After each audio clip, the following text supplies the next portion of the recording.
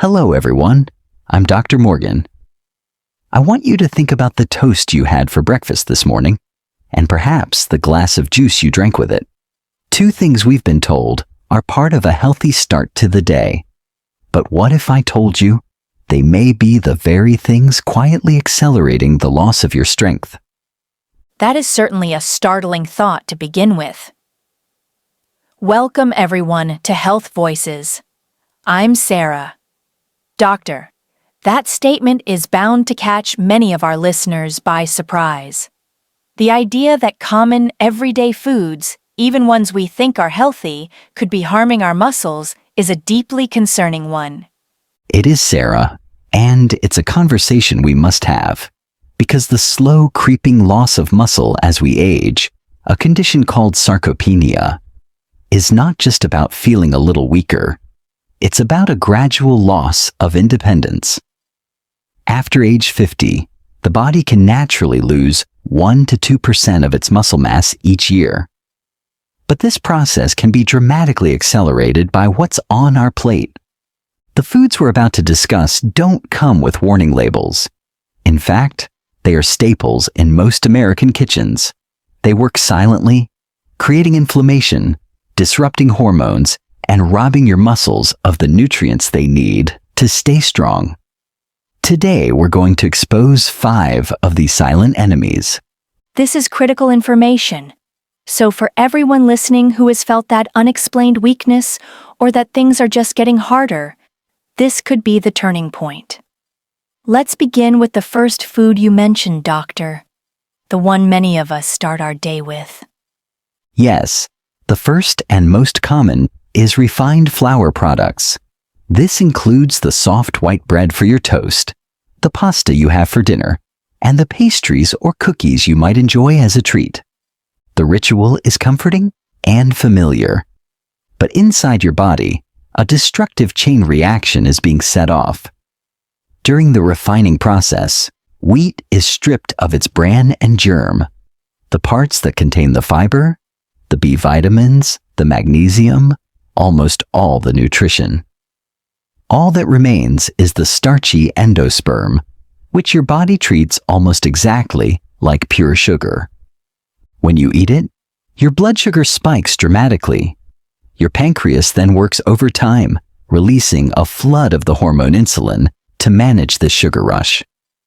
This constant up and down roller coaster of sugar and insulin, day after day, creates a state of chronic, low-grade inflammation throughout your entire body. And I've heard you refer to inflammation as a silent fire in the body before. How does that fire specifically affect our muscles? It's like rust to metal, Sarah. It slowly degrades the muscle fibers, making them weaker and less efficient.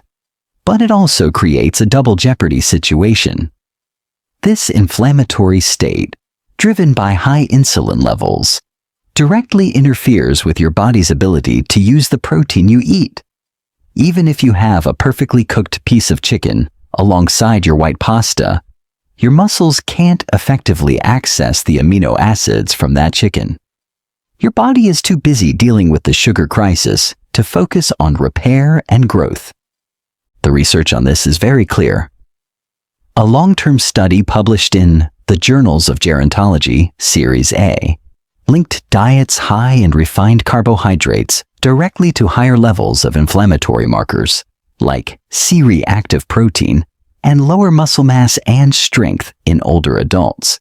It's a direct, measurable connection. So these foods are not only providing empty calories, but they're actively preventing the good nutrients we eat from doing their job. It's a twofold problem. What is the practical solution? The solution is about making smarter swaps, not about deprivation. Instead of white bread, choose a 100% whole grain bread, like rye, whole wheat, or even better, a sprouted grain bread. These are rich in fiber, which dramatically slows down sugar absorption. For pasta, there are wonderful protein-packed alternatives, now made from chickpeas, lentils, or quinoa. They are delicious and they feed your muscles, not your inflammation. The key is to always pair any carbohydrate with a source of lean protein and healthy fat. This trifecta is what keeps your blood sugar stable and your body in a state of repair. That's a great rule of thumb. Now, you also mentioned a common breakfast drink that falls into this trap. Yes, our second muscle-destroying item is fruit juice, especially orange juice from a carton. For generations, we've been told it's a healthy choice, full of vitamin C. But when you squeeze the juice from an orange, you leave behind its single most important protective element, the fiber. That fiber is nature's defense mechanism. It acts like a shield, slowing down the absorption of the fruit's natural sugar, fructose, into your bloodstream. Without that shield, drinking a glass of juice is like injecting a shot of pure sugar water. Your blood sugar skyrockets, your insulin floods your system, and you set off that same inflammatory cascade we just discussed. But it goes even deeper than that, doesn't it? You've mentioned before that the body handles fructose from juice differently than other sugars. It does, and this is a critical point. The fructose from juice is processed almost exclusively by your liver. When the liver is overwhelmed with a large rapid dose, like from a full glass of juice containing the sugar of 4 or 5 oranges, it has no choice but to start converting that excess sugar into fat. This contributes to a condition called non-alcoholic fatty liver disease, which is rampant today and is a major source of systemic inflammation. I often share a story of a patient, a very health-conscious woman named Carol, who was dealing with fatigue and surprisingly high triglyceride levels in her blood tests. She couldn't understand it.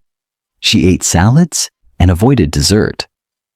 But she started every single day with a large glass of freshly squeezed orange juice. We made only one change. She replaced that glass of juice with 1 whole orange and a glass of water. At her 3-month follow-up, her triglyceride levels had dropped by nearly 40%, and she said her mid-morning energy felt like it did 20 years ago. She was shocked. She had removed the hidden source of her body's daily stress. That is a truly stunning result from such a small change. So what is the smarter alternative for people who love that fruit flavor in the morning? Eat the whole fruit. An orange, a handful of berries, an apple. You get the vitamins with the fiber. If you love smoothies, that's a much better option. Blend the whole fruit and pair it with a source of protein like Greek yogurt or a scoop of protein powder, and a healthy fat like avocado or almond butter. This creates a balanced, muscle-supporting meal, not a sugar bomb. Let's move on to our third item, which is a protein source that many people believe is a healthy, convenient choice. This one is a particularly dangerous trap. Number 3 is processed meats. This includes the sliced ham or turkey for your sandwiches, cold cuts, bacon, sausages, salami, any meat that has been preserved through curing, salting, or smoking. They are convenient, yes, but they are nutritional saboteurs. These products are loaded with chemical preservatives, particularly nitrites and nitrates. Inside the body, these compounds can form nitrosamines, which create tremendous oxidative stress. This cellular stress directly damages muscle tissue. Furthermore, the high levels of sodium lead to dehydration and fluid retention, which impairs muscle function and can cause cramps. The evidence of their harm is so overwhelming that the International Agency for Research on Cancer, which is part of the World Health Organization, has classified processed meat as a Group 1 carcinogen, the same category as tobacco smoking. While that classification is about cancer risk, it speaks to the profound inflammatory and cellular damage these products cause, which has a direct negative impact on all tissues, including muscle. So even though it says turkey or ham on the label, it's not the same as eating the real thing.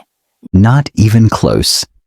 The protein quality is often lower, diluted with fillers, and it's delivered in a package of inflammation and high sodium. The solution is to go back to basics. Roast a chicken or turkey breast at the beginning of the week and slice it yourself for sandwiches. Choose fresh cuts of meat. A simple boiled egg is a far superior source of convenient protein. Canned salmon or tuna are also excellent, readily available choices. Your muscles will thank you for choosing real food. That's a very clear directive. The fourth item on your list is one that will really surprise people because it's universally considered a health food. It is a health food, Sarah. But it's a perfect example of how even the healthiest foods can become problematic when consumed in the wrong way or in excess. Number 4 is raw spinach, specifically in large daily quantities. Spinach is a wonderful source of iron, calcium, and magnesium. However, it is also very high in a natural compound called oxalic acid, or oxalates. Oxalic acid has the unique ability to bind with minerals like calcium and magnesium in your digestive tract. When it binds to them, it forms a crystal that your body cannot absorb. So, the minerals pass right through your system, completely unused. Imagine a health-conscious person who starts every single day with a large smoothie packed with 2 or 3 handfuls of raw spinach. They think they are flooding their body with minerals, but in reality, they could be creating a deficiency. I had a patient who did this very thing. She was an avid walker, but was suffering from terrible muscle cramps and twitching. Her blood work showed she was low in magnesium, despite a perfect diet. The culprit was her massive daily raw spinach smoothie. The oxalates were effectively blocking her mineral absorption. SARAH. So what is the solution? Do we need to stop eating spinach? Dr. Morgan, absolutely not. You just need to be smart about it. First, cooking spinach, even lightly steaming or sautéing it, can reduce the oxalate content by up to 40% and makes the minerals more bioavailable. Second, rotation is key. Don't use spinach as your only leafy green. Rotate it with lower oxalate greens like kale, romaine lettuce, or arugula. Balance, not extremism, is the foundation of good health. SARAH. That is a crucial lesson. And finally, doctor, what is the fifth and final item on your list? It's another daily ritual for millions. Dr. Morgan, it is. And it's one that requires mindfulness, not necessarily elimination. Number 5 is coffee, specifically when consumed in excess or at the wrong times. Coffee in moderation has benefits, but in large amounts, it becomes a silent thief of muscle health. Firstly, it's a diuretic, meaning it makes you urinate more, and when you lose fluid, you also lose water-soluble minerals, including muscle-critical magnesium and calcium. Secondly, caffeine triggers the release of your stress hormone, cortisol. Cortisol's job in a crisis is to break down muscle tissue to provide the body with quick energy. A constant high level of cortisol from multiple cups of coffee throughout the day puts your body in a chronically catabolic, or muscle-wasting, state. But perhaps its biggest impact is on sleep. Deep sleep is when your body releases growth hormone. This is when 95% of your muscle repair happens.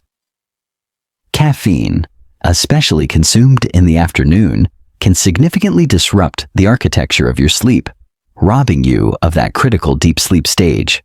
You may sleep for 8 hours, but you're not getting the high-quality, restorative rest your muscles need to heal. Research from journals like Sleep Medicine Reviews consistently shows how late-day caffeine fragments sleep and impairs recovery. SARRAH. How can we enjoy coffee mindfully without it taking a toll on our muscles? Dr. Morgan. My recommendation for my patients over 60 is to limit it to 1 or 2 small cups and to have it before noon. Never drink it on an empty stomach. Always have it with a meal that contains protein and fat to buffer its effects. After midday, switch to herbal teas or decaffeinated green tea.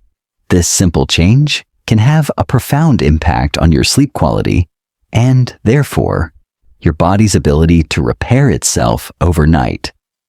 SARAH. Refined flour, fruit juice, processed meats, excess raw spinach, and poorly timed coffee. These are such common parts of our lives. This has been an incredibly eye-opening conversation. Dr. Morgan, the goal here is not to create fear, Sarah. It is to create awareness. The beautiful truth is that your body is always on your side. It's always trying to adapt and heal. When we remove these sources of chronic stress and inflammation and replace them with nourishing whole foods, the body responds with gratitude.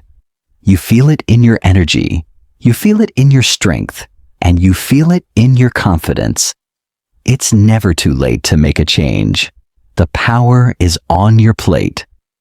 SARAH. A perfect and empowering message to end on. Thank you so much for your wisdom and guidance today, Dr. Morgan. To our audience, if this conversation has made you rethink something on your own plate, please let us know in the comments. What was the most surprising food on this list for you? Your stories inspire our entire community. Don't forget to like this video, share it with someone you care about, and subscribe to Health Voices for more conversations that empower you to age well. Dr. Morgan. And as a final and most important reminder, this information is for educational purposes. Always speak with your personal doctor or qualified healthcare professional before making any significant changes to your diet, as your individual health needs are unique. Be well.